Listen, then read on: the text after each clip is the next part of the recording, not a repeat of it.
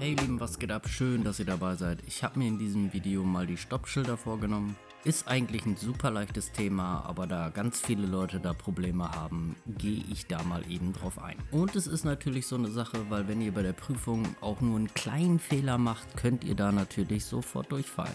Befolgt am besten einfach die Tipps, die ich für euch habe, dann kommt ihr da eigentlich ganz sicher durch. Aber zunächst einmal beginnen wir erstmal ganz vorne. In Deutschland haben wir 4 wichtige Vorfahrtszeichen, die ihr kennen müsst. Die 2 positiven, Vorfahrtstraße und einmal Vorfahrt, und die 2 negativen, Vorfahrt gewähren und Halt Vorfahrt gewähren. So, wenn ihr dann irgendwo in Deutschland eine Vorfahrtssituation habt, dann befindet sich auf einer Seite die Vorfahrtstraße und auf der anderen Seite die Querstraße hat immer Vorfahrt gewähren. Welches Schild es genau ist, kann natürlich total unterschiedlich sein, wie in diesen Beispielen auch dargestellt.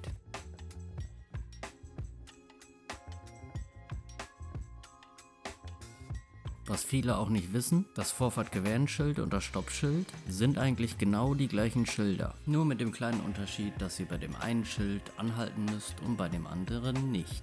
Zumindest nicht zwangsläufig. Warum ist denn eigentlich das Stoppschild so wichtig für euch Fahrschüler? Ihr müsst hier genau wissen, was abgeht, sonst fällt man in der Prüfung sofort durch. Zum einen müsst ihr hier genau wissen, wo man stehen muss, und zum anderen, wie man stehen muss. Aber achtet hier darauf, meistens führen in der Prüfung die kleinsten Fehler dazu, dass man direkt durchfällt. Aber schauen wir uns doch mal die 2 Stoppschildarten an, die es gibt. Zum einen gibt es Stoppschilder mit Haltlinie und Stoppschilder ohne Haltlinie. So, hier fahren wir jetzt auf das Ende der Straße zu. Zum einen haben wir jetzt hier das Stoppschild und zum anderen eine dicke fette Linie auf dem Boden. Achtet hier im Übrigen darauf, eine Haltlinie hat immer so auszusehen. Sie ist natürlich immer waagerecht zur Fahrbahn und wie ihr sehen könnt, hat sie immer eine gewisse Breite. So eine Wartelinie werdet ihr beim Stoppschild niemals vorfinden. Habt ihr also ein Stoppschild mit Haltlinie, müsst ihr auch an dieser Haltlinie stehen bleiben. Von daher kann man sich das auch relativ gut merken. So, und aus meiner Erfahrung kann ich sagen, dass Schüler hier oftmals Probleme haben, dass sie nicht genau einschätzen können, wo sie mit dem Auto an der Linie stehen müssen. Aber hier könnt ihr relativ gut erkennen, dass man immer versucht, so an der Linie anzuhalten, dass ihr circa mit dem Bereich der Vorderräder an der Linie steht. Oder halt mit der Vorderkante des Autos. Ich meine, so pingelig sind die Prüfer da jetzt auch nicht, es sei denn, ihr steht irgendwie mit der Hinterkante an der Linie oder so. So, nachdem wir dann an der Haltelinie gestanden haben, schauen wir dann rechte und linke Seite, wie viel wir hier einsehen können. Auf der rechten Seite hat man hier eine relativ gute Übersicht, wie ihr sehen könnt, aber auf der linken Seite umso schlechter, weil da die Mauer im Weg ist. Also tasten wir uns dann weiter vor, bis wir links bessere Einsicht haben. Und wenn wir dann letztendlich einsehen können, ist das die sogenannte Sichtlinie. Achtet aber darauf, bei der Sichtlinie muss man immer beide Seiten einsehen können. Wichtig ist hier, wir müssen an der Sichtlinie nicht nochmal stehen. Selbstverständlich kann man, aber man muss nicht. Extrem wichtig ist hier aber, fahrt immer so zur Sichtlinie, dass ihr jederzeit anhalten könnt, falls jemand kommt. Dieser jemand kann dann ein anderes Auto sein, aber auch ein Fußgänger oder ein Radfahrer. Ich sag euch, passt da wirklich extrem auf, weil das super viele Schüler bei mir falsch machen. Sie fahren dann mit dem Auto so schnell an die Sichtlinie, dass sie auf gar keinen Fall mehr anhalten können, wenn da irgendein anderes Auto kommen würde. Oftmals wird es dann selbst für mich schwer, noch rechtzeitig bremsen zu können. Also fassen wir mal ganz kurz zusammen. Bei einem Stoppschild mit Haltlinie müsst ihr in dem Fall auch immer an der Haltlinie stehen. Selbstverständlich dürft ihr niemanden die Vorfahrt nehmen und falls nötig müsst ihr vor bis zur Sichtlinie, weil man an der Haltelinie nicht einsehen kann. Also sieht es dann in der Praxis so aus. Wir haben hier ein Stoppschild mit Linie, also fahre ich erstmal bis zur Haltelinie und bleibe dort stehen. Bumm. Dann schauen wir uns zunächst einmal erstmal um und wie Sie sehen, sehen Sie nichts. Also geht es dann weiter vor bis zur Sichtlinie. So, linke Seite frei, rechte Seite frei, linke Seite nochmal gucken, Schulterblick und weiter geht's. Und so hat das dann bei euch auszusehen.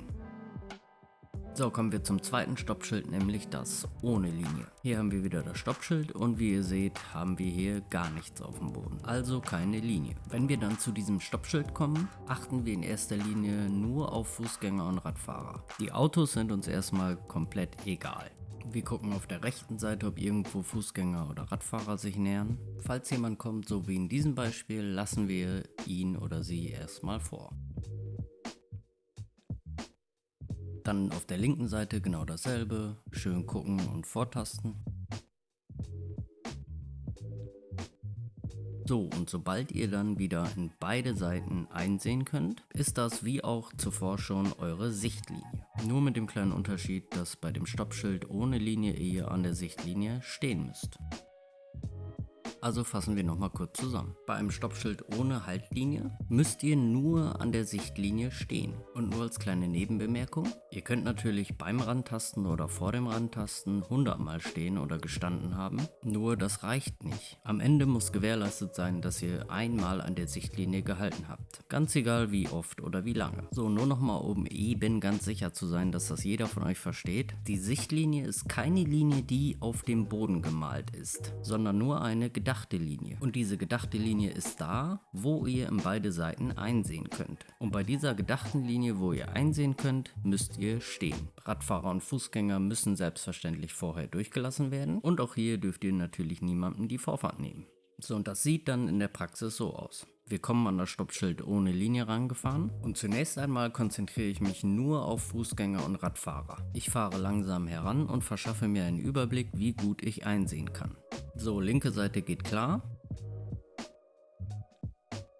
Rechte Seite eher weniger. Links kommt niemand, den ich durchlassen müsste, also taste ich mich weiter vor und konzentriere mich auf die rechte Seite. Fahre dann so weit vor, bis ich einsehen kann und stopp. Da ich in beide Seiten perfekt einsehen kann, ist dies meine Sichtlinie, also der Punkt, wo ihr stehen müsst. Und wenn dann niemand kommt, kann ich weiterfahren.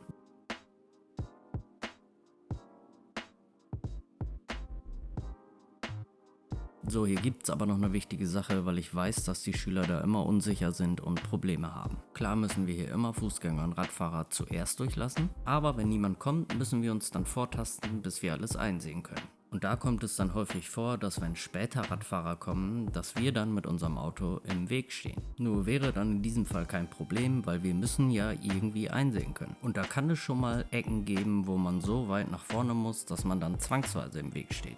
In den meisten Fällen ist es dann besser stehen zu bleiben, weil die Radfahrer und Fußgänger dann hinter eurem Auto langkommen. Ihr könnt zur Not auch zurücksetzen für den Fall, dass hinter euch kein Auto steht, sonst ist dies natürlich nicht möglich. Ja, ich weiß, die Radfahrer regen sich immer drüber auf, aber ihr dürft das als Autofahrer. So halten wir da nochmal kurz fest. Habe ich ein Stoppschild mit Haltlinie, müssen wir auch an der Haltlinie stehen bleiben.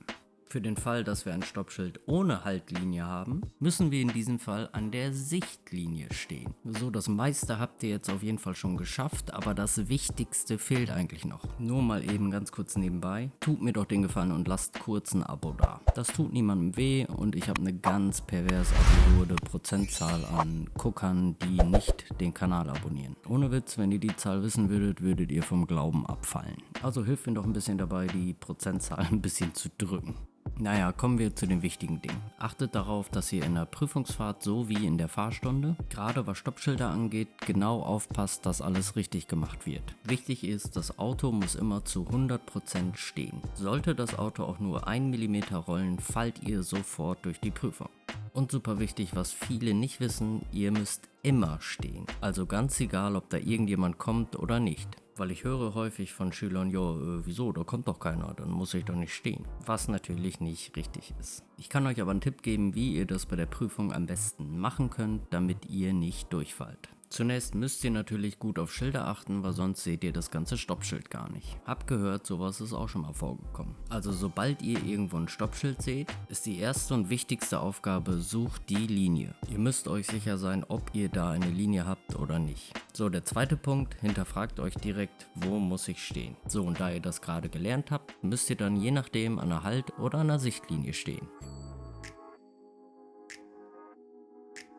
So, das sieht dann in der Praxis so aus. Wir kommen hier angerollt. Ist in diesem Fall ein bisschen blöd, weil der weiße Bulli im Weg steht. Aber sobald ihr dann Sicht auf das Stoppschild habt, sucht ihr direkt am besten, ob eine Linie vorhanden ist oder nicht. In diesem Fall ist eine Haltelinie vorhanden und wir wissen direkt, wo wir stehen müssen. So, wenn ihr dann an die Linie ranfahrt, konzentriert ihr euch dann ausschließlich nur auf das Stehenbleiben. So, wir kommen dann zur Linie gerollt und bleiben dann ganz wichtig mit der Bremse stehen. Wenn wir dann mit dem Fuß auf der Bremse stehen, zählen wir 21, 22, 23. Und erst nachdem wir fertig sind mit dem Zählen geht's weiter. So, dasselbe dann, wenn wir ein Stoppschild ohne Linie haben. Sobald ihr das Stoppschild seht, sucht ihr als erstes wieder die Linie, die wir hier natürlich nicht haben. Und dann konzentriert ihr euch ausschließlich erstmal nur auf Fußgänger und Radfahrer. Währenddessen tastet ihr euch vor bis zur Sichtlinie. Wenn ich dann in beide Richtungen perfekt einsehen kann, wieder Fuß auf die Bremse, dass das Auto komplett steht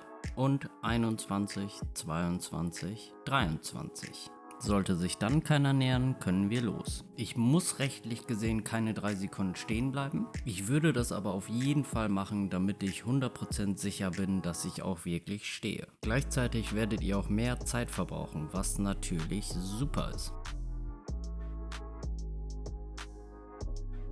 Aber man muss schon sagen, die meisten Schüler fallen hier durch die Prüfung, weil sie nicht richtig an der Linie oder an der Sichtlinie standen. Und das Kuriose daran ist auch noch, dass sie am Ende immer davon überzeugt sind, dass sie gestanden haben. Aber das war dann natürlich nicht der Fall, sondern das Auto ist immer ein wenig gerollt. Und wie schon gesagt, sollte das Auto auch nur 1 Millimeter rollen, haben die Prüfer keine Wahl und ihr seid durchgefallen. Also tut euch am besten selber den Gefallen und macht das mit diesen 3 Sekunden Zählen. Dann seid ihr relativ safe, dass ihr in der Prüfung wegen einem Stoppschild nicht durchfallen werdet. Für den Fall, dass ich irgendwas vergessen haben sollte oder irgendwelche Fragen offen sind, sagt einfach Bescheid. Wenn euch das Video gefallen bzw. geholfen hat, lasst einen Daumen nach oben da, zeigt das Video euren Freunden, abonniert den Kanal, wir sehen uns beim nächsten Mal.